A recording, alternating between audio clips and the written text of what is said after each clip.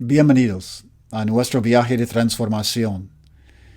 Hemos iniciado la sexta parte del viaje que se llama La Iglesia Transformada y hoy estaremos considerando el segundo estudio que se llama El significado de la Iglesia. Estaremos leyendo de Mateo capítulo 11, versículo 28 hasta 30. Mateo 11, 28 hasta 30. Donde nos dice Jesús: Vengan a mí, todos ustedes que están cansados y agobiados, y yo les daré descanso. Carguen con mi yugo y aprenden de mí, pues yo soy apacible y humilde de corazón, y encontrarán descanso para su alma. Porque mi yugo es suave y mi carga es liviana. Piense por un momento en la palabra iglesia. Una variedad increíble de imágenes y asociaciones vienen a nuestras mentes cuando pensamos en esta palabra. Para algunos, iglesia evoca la imagen de personas, familia, amistad, apoyo, aceptación. Para otros, desafortunadamente, exclusión, aislamiento y prejuicios. La palabra iglesia puede evocar una confusión de nombres y creencias que diferencian a un grupo religioso de otro. Para algunos, la palabra iglesia evoca de manera inmediata imágenes de edificios, cuya estructura es impresionante, y a veces de estructuras muy sencillas, sin adornos.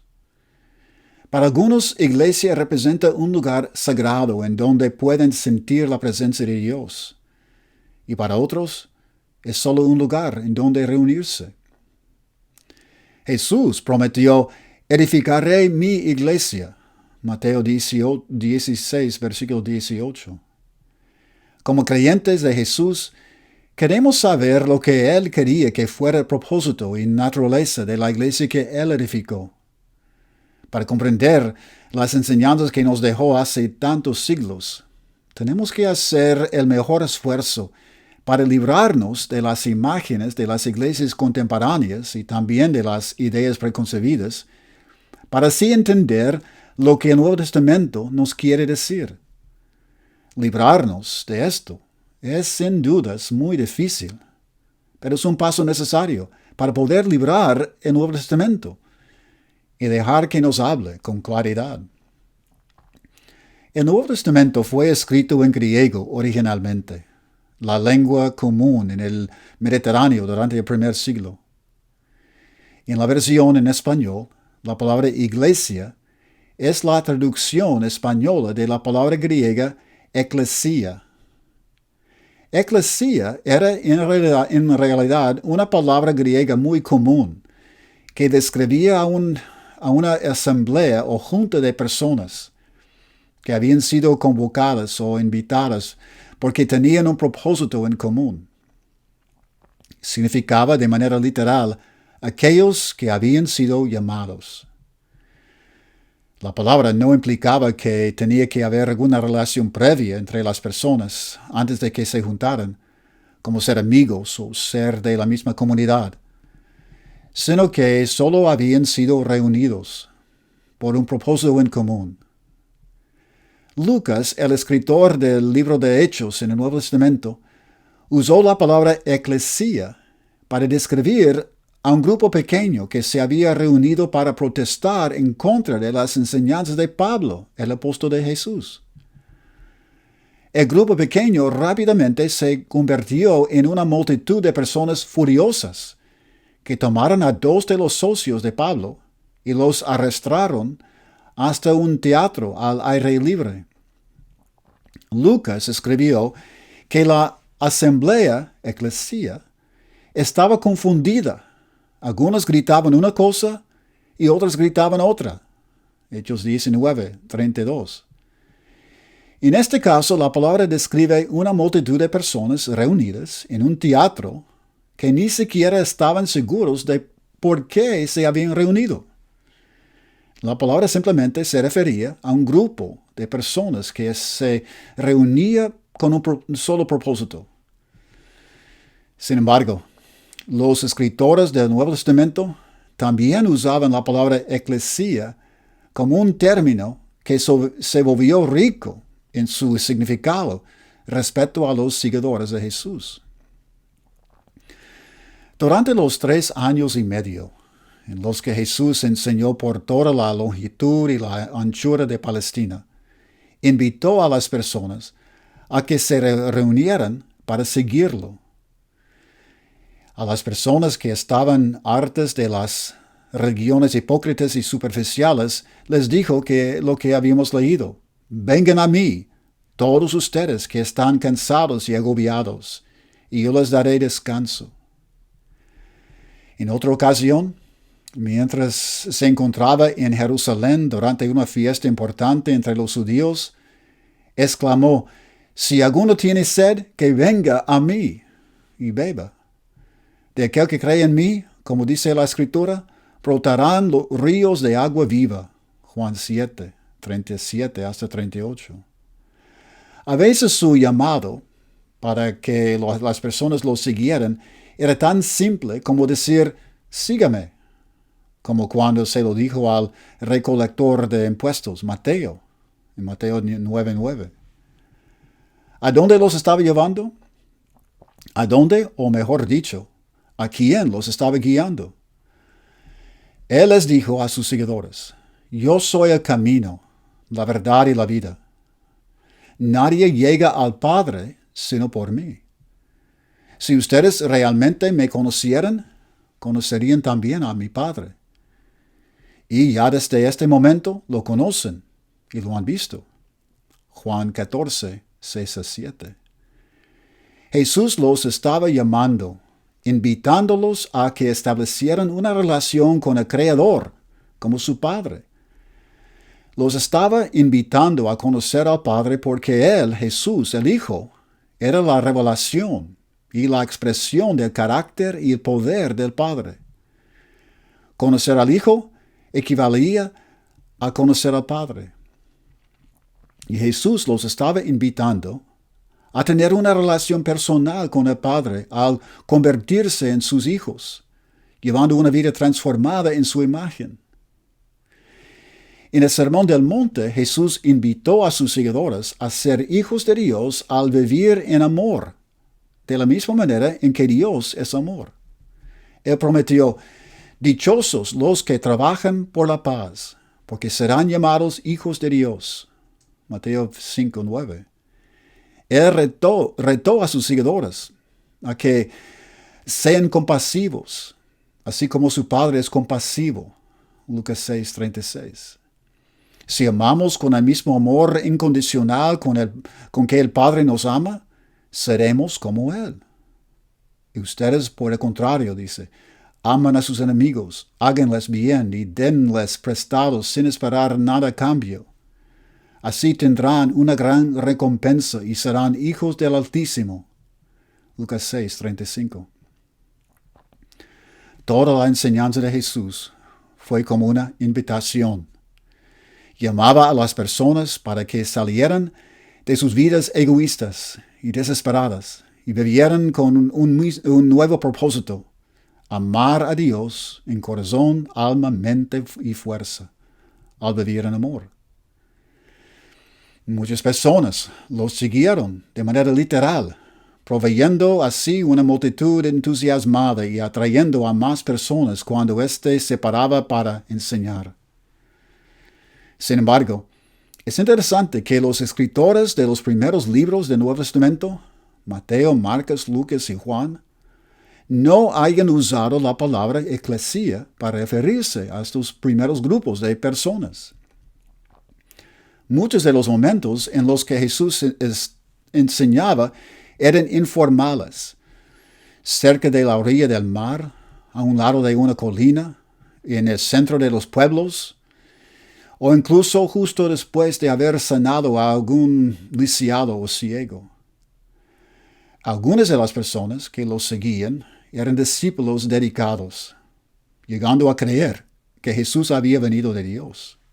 Otros solo eran muy curiosos, mientras que también habían opositores muy serios que buscaban excusas para poder acusar a Jesús de enseñar cosas falsas. Sucedió una vez, mientras Jesús predecía su propia muerte, que dijo, edificaré mi iglesia. Sin embargo, sus seguidores en aquel momento indubitablemente no entendieron a qué tipo de eclesia o asamblea se estaba refiriendo y cómo la iba a edificar en el futuro. Ellos debieron pensar que Él los estaba llamando para que se acercaran, pero en ese momento no debieron entender qué significaría la palabra iglesia para ellos. No lo comprenderían hasta después de la muerte y la resurrección de Jesús. Él los estaba preparando para lo que estaba por venir. Justo después de su resurrección, cuando Jesús regresó a su Padre y envió al Espíritu para que vivieran los creyentes, ellos comenzaron a reunirse a veces en sus hogares, o otras veces en lugares más públicos como las plazas. Esto con la intención de enseñar, animarse entre sí, cantar alabanzas y orar al Padre. Se encuentra esto en Hechos 2, 42 hasta 47. Sus reuniones rápidamente se convirtieron en algo habitual. Incluían la cena del Señor, acto simple que servía como recordatorio de la muerte y resurrección de Jesús, que muchos de ellos habían presenciado. En el libro de Hechos, Lucas hace un registro de los inicios cuando los discípulos comenzaron a reunirse normalmente en asambleas pequeñas. Y él, Lucas, usó por primera vez en el Nuevo Testamento la palabra eclesia para describir a los creyentes, no solo para describir sus reuniones, sino para describir a ellos como un pueblo. Ellos eran los que habían escuchado el llamado de Jesús, los que se habían comprometido y que se habían reunido con otros para compartir la misma determinación para llevar una vida nueva con el Padre. Ellos ahora serían los que saldrían a proclamar la invitación, la misma invitación, de tener vida nueva por acercarse a Dios, a quien amaban ellos profundamente por ser su Padre Celestial. Después de su resurrección, poco antes de regresar con el Padre, Jesús les dijo a sus discípulos, vayan y hagan discípulos de todas las naciones. Mateo 28, 19. La invitación de Jesús para vivir con el Padre, reflejando la misericordia y bondad del Padre, era provocativa, pero persuasiva. Estaba llamando a todos para que se reunieran y vivieran en la presencia del Creador.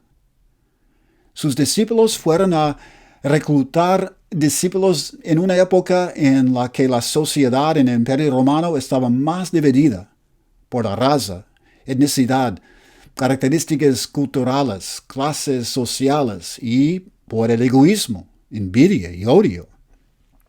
En la eclesia,